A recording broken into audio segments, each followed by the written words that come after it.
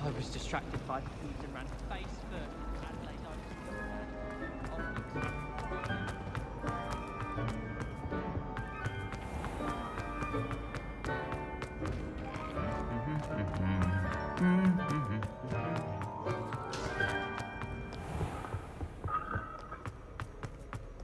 I'd like to see your parents' faces when they see your marks at the end of term.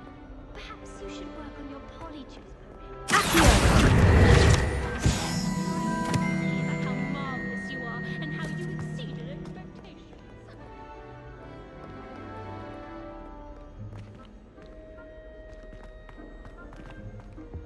I could spend all my gallery.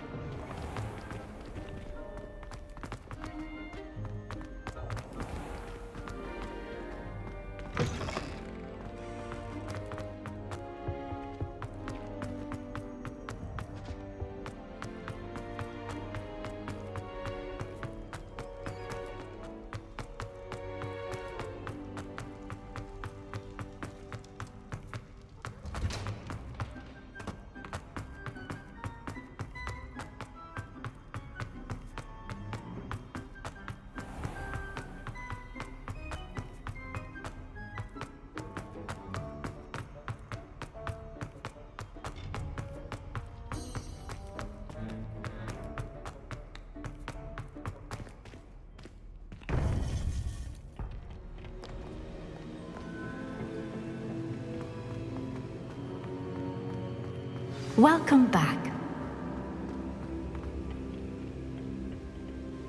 Hello, Professor. I have news. The goblins are looking for something. Another repository. They've built drills to help with their search. Most troubling. Are these repositories like the broken container I found at Rookwood Castle? They are. I fear we have no time to lose. Have a look at the map. Fortunately, the next trial is fairly nearby. It's Hogwarts. As you know, I was headmistress in my time. My portrait hangs in the headmaster's office. In fact, I witnessed Professor Black learn of your arrival. And I'll confess that I wondered about you. Wait, is the next trial in the headmaster's office? It is. I had hoped that when the time came, the occupant of that office would be of help to us. Unfortunately, this headmaster seems wildly unconcerned with anything but himself. You'll need to access the office while he's away. I understand. Very well. We'll find some way to get in. Good. I shall meet you in my portrait there. Until then.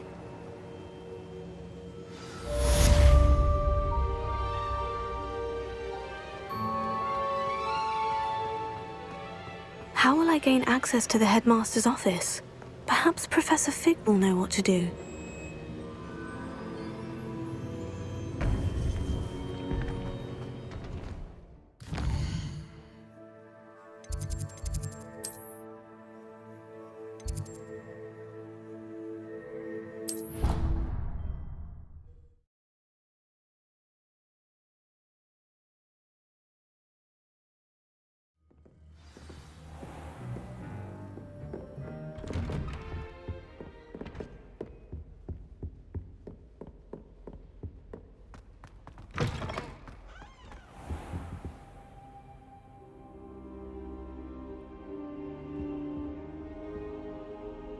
I hope I look. Professor Fig, the keepers have shown me where the next trial is.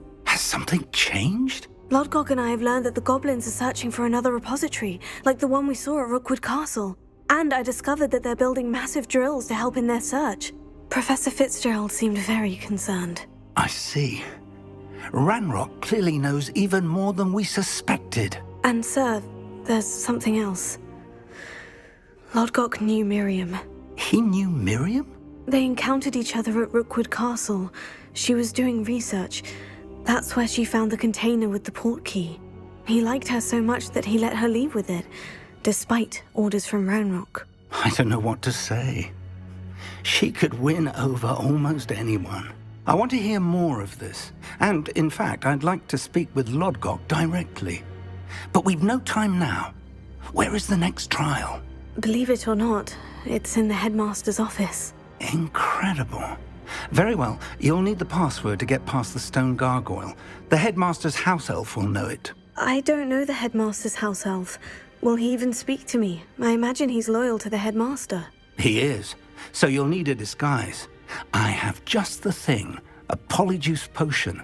You'll look and sound like Professor Black. Wait, doesn't polyjuice potion require a bit of the person you want to change into? And take ages to brew? It does. So how do you already have polyjuice potion to change into Professor Black? One never knows when such a thing may come in handy. Let's just say I felt the need to be prepared for anything after my fruitless trip to the ministry on his behalf. Now, time is of the essence. Drink up and I shall explain more.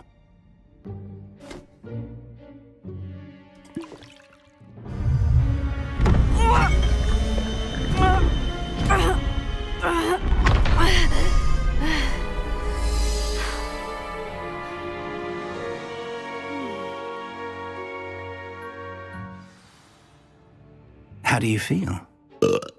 Incredible. I won't forget that taste anytime soon. How do I sound? Convincing. I've taken the liberty of transfiguring your robes. As we discussed, you'll need the password from Scrope, who could be anywhere in the castle. You might look for Professor Kagawa. She's taken to badgering the poor elf about Quidditch in the hopes that he can convince Black to change his mind. Thus far, unsuccessfully. I see. But what if Professor Black sees me? Leave him to me. I shall tell him where to meet a liaison from the ministry in Hogsmeade. That should give you plenty of time. Thank you, Professor. I suppose we'll meet again in the map chamber. It's rather strange to hear gratitude coming from Professor Black. I'll see you there. Now to find the headmaster's house elf.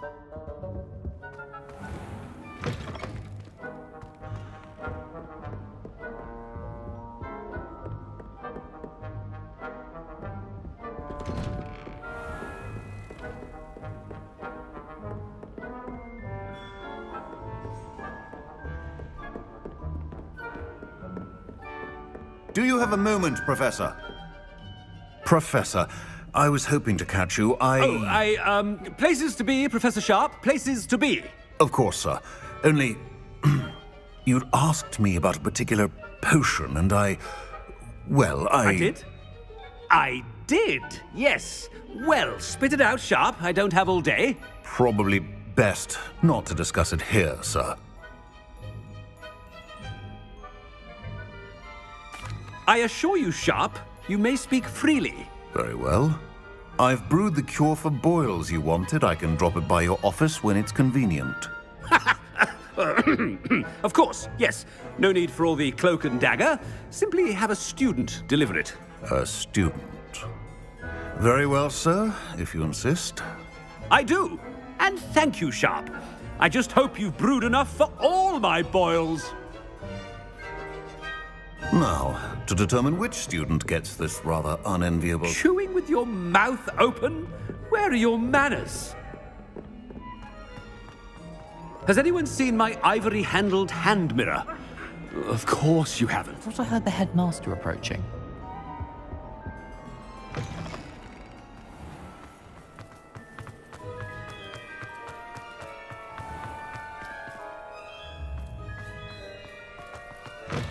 I haven't time for any of you at the moment. None. None at all. Move aside.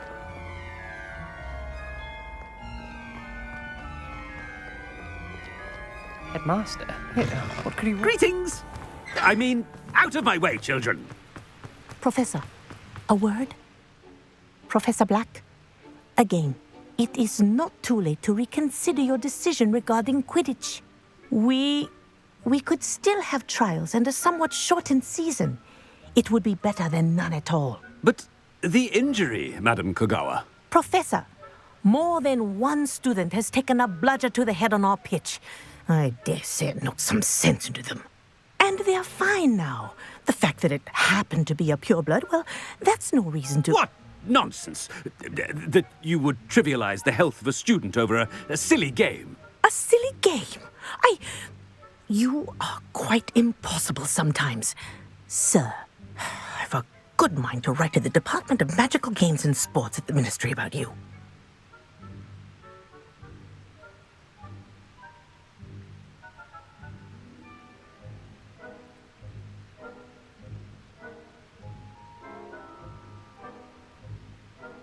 Good idea. I can even provide the parchment should you need it. Now, where is my elf? Parchment? Very well, I will, and with pleasure. And I spotted Scrope in the Great Hall. Seems to be avoiding me. I wonder why. Good day, Madam Kogawa. What did we do to deserve him as a head? When I witnessed what passes for magic in these halls, I simply mourn for the future of the wizarding world.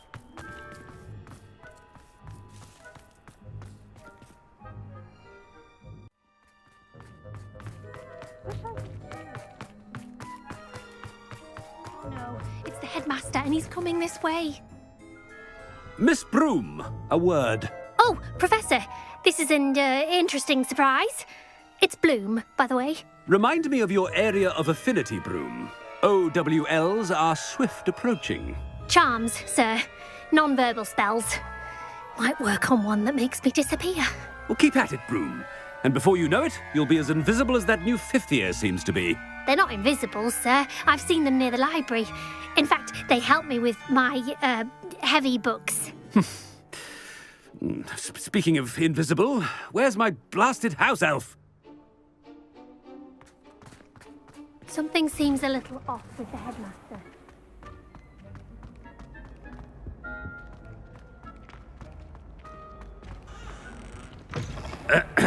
I wonder almost daily why I accepted this appointment from the Ministry.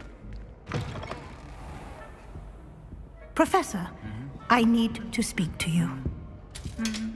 Hello, Professor Black. Ah, Professor Weasley. How delightful to see you. Sir? Since I have you here, I wonder if I might, speak with you about Professor Fig. Oh, very well. I've decided to give him a bit more, leeway with his time. Leeway, Professor? Are you sure that's wise? I confess I do worry for his students. He's rarely here as it is.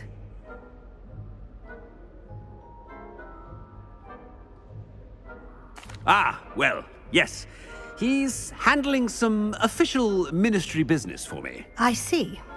But, sir, if I may, I am wary of how much time the new fifth year seems to be spending away from the castle, supposedly on Professor Fig's behalf. I've heard unsettling rumors of their escapades. Everything from sneaking into the Forbidden Forest to confronting Ranrock's loyalists and Rookwood's lot. What? Goodness. You cannot believe everything you hear, Professor. No, you cannot. I mean, I shall keep an eye on Fig. You simply keep doing the wonderful job that you're doing. Simply wonderful.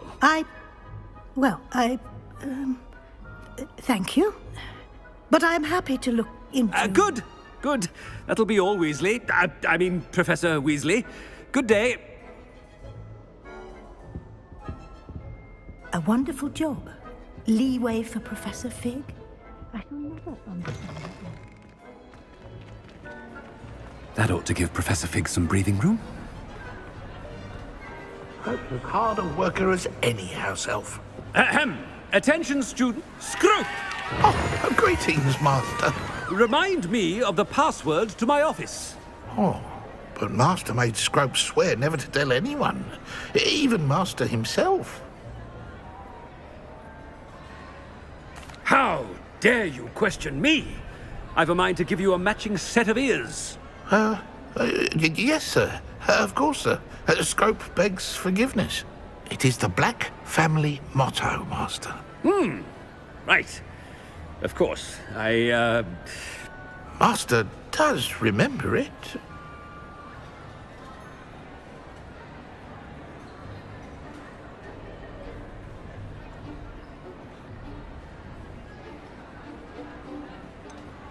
Of course I remember. It's the Black family reigns.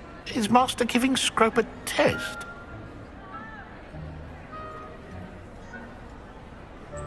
But certainly I remember. It's still stronger together, no?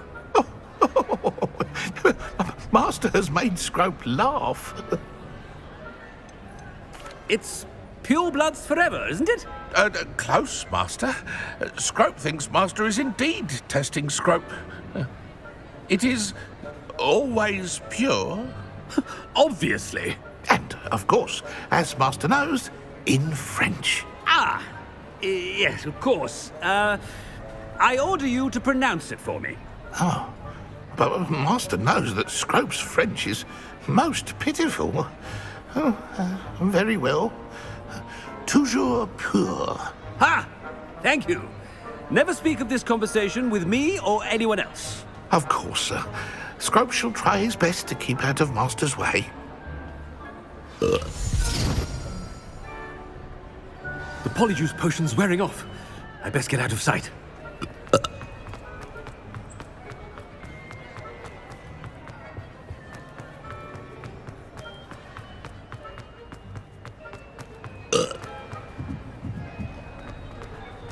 Made it just in time. It's wearing off. Fig was right. I can't believe it worked.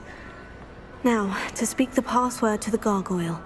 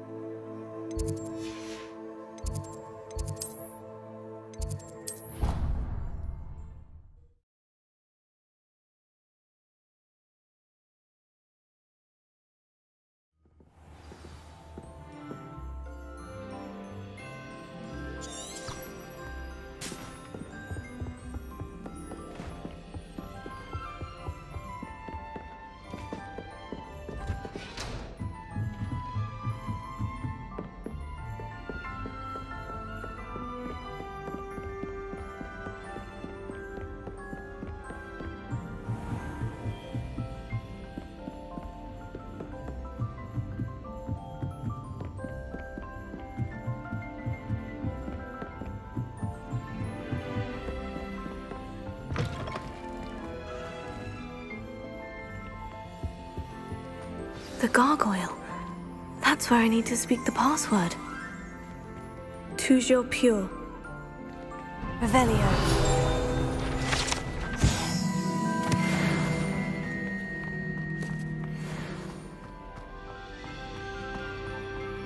I wonder if all the elite wizarding families have a motto.